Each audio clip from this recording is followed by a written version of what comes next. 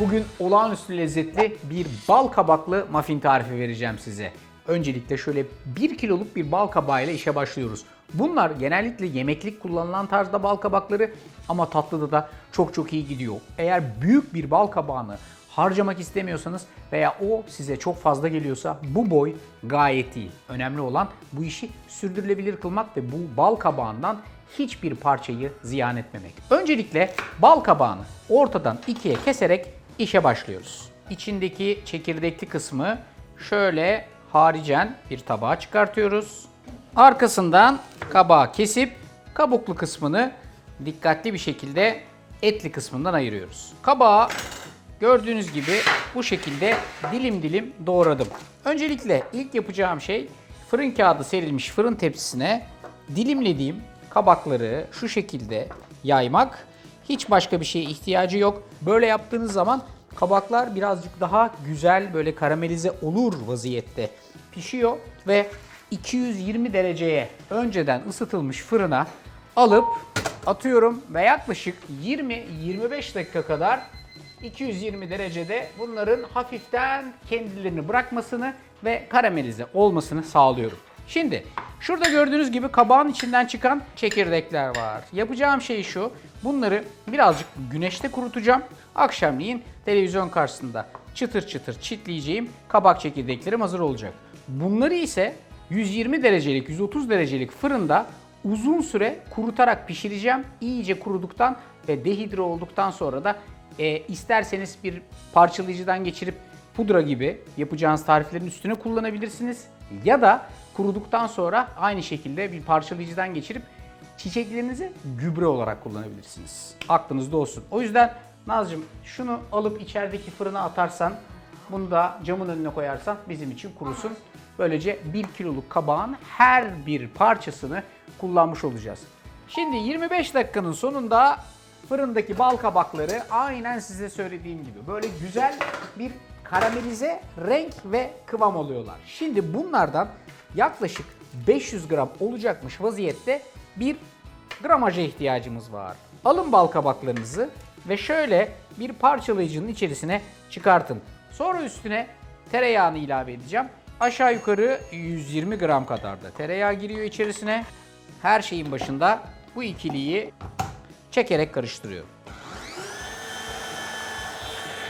Bal kabakları sıcak. İçine koyduğumuz tereyağı da öyle. Ama ikisi mümkün olduğu kadar parçalayıcıdan geçtikten sonra güzel bir kıvam aldılar. Kasenin içerisine transfer ediyorum. Gördüğünüz gibi kıvam epeyce yoğun. Yumurtaları tek tek içerisine kırıyorsunuz. Arkasından da çırparak karıştırma işine devam ediyorsunuz. Sıvı kıvamı güzelce elde etmeye çalışın. Şimdi sırada şekerler var. Bakın 75 gram esmer şeker koyuyorum. Esmer şeker bu tip tariflerde müthiş bir yapışkanlık ve güzel bir gevreklik veriyor. Aynı şekilde de 75 gram da beyaz şeker koyuyorum. Ve ikisini de aynen çırpmaya devam ediyorum. Bosch Ergomix'in çift çırpıcılı ucu bayağı işe yarıyor. 1000 watt güçlü çırpma işlemimiz artık tamamdır. İyice çırptık ve güzel, yoğun ve akışkan bir kıvam var bak burada. Bak. Şimdi kuru malzemeyi ekliyoruz içerisine. Önce unu ekleyeceğiz. 200 gram un, 1 paket kabartma tozu, 1 çay kaşığı kadar toz zencefil, 1 çay kaşığı kadar toz karanfil ve son olarak da karanfil ve zencefilden birazcık daha fazla olacak vaziyette toz tarçın. Neden? Çünkü bal kabağı tarçını çok sever. Hepsini iyice süzgeçten geçirip bal kabaklarıyla buluşturuyoruz. Son olarak da birazcık muskat. İşimiz tamam. Bu karışımı her zaman olduğu gibi dışarıdan içeriye doğru kapatarak karıştıracağız ve bal kabağının her şeye hakim olmasını hep beraber seyredeceğiz. Unun içeride dağıldığından emin olun ama çok da fazla karıştırmayın. O gluteni fazlaca salmasına müsaade etmeyin ki fırında kabararak güzelce pişsin. Şimdi şu şekilde dondurma kaşığıyla her bir muffin kağıdının içerisine birer parça atıyorum. Birer parça da ceviz ilavesinde bulunacağım. Cevizi alın, şöyle azıcık bastırın içerisine doğru. Hepsinin üstünü güzelce süslüyorsunuz. Şimdi bu arkadaş direkt olarak fırına gidiyor. Fırın 180 derecede aşağı yukarı 22 ila 25 dakika arasında pişecek.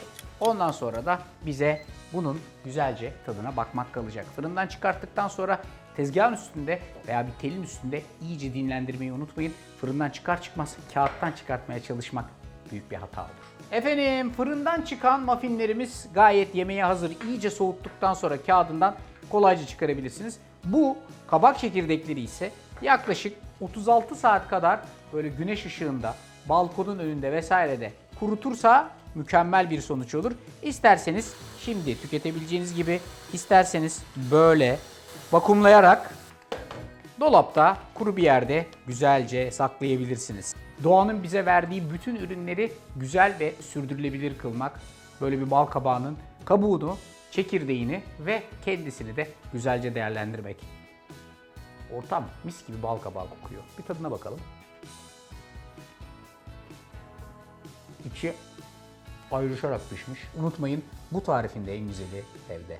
Tarifi uygulamayı ve ortama mükemmel bal kabağı kokusunu yaymayı sakın ihmal etmeyin. Hepinize afiyet olsun.